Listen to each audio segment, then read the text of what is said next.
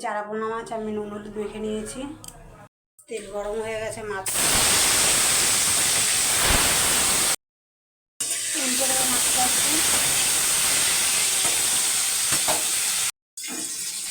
মাছ ভাজা হয়ে গেছে, তুলে নেব।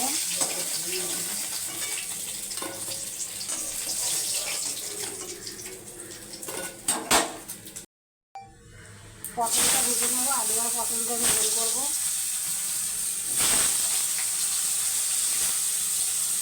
নুন দিয়ে দেবো পটলে।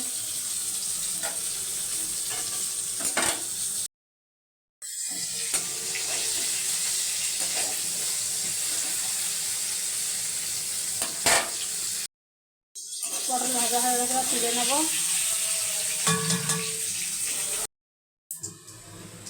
আলু ছেড়ে দেবো।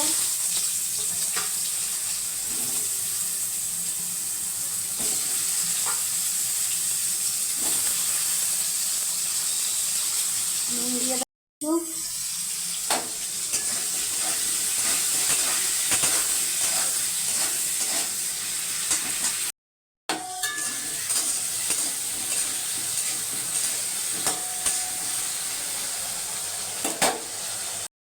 আলু ভাজা হয়ে গেছে, টমেটো গ্রেট করে রেখেছি, ওটা দিয়ে দেবো।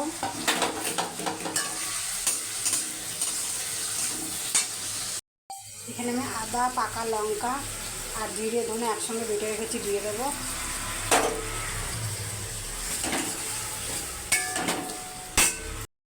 দিয়ে দেবো। নুন দেবো পরিমাণ মতো। মশলাটাকে কষিয়ে নেব। মশলা কষানো হয়ে গেছে, জল দেবো।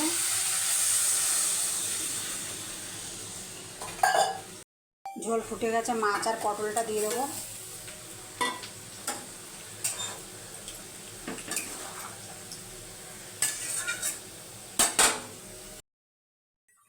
মাছের ঝোল হয়ে গেছে, এবার নামিয়ে দেবো।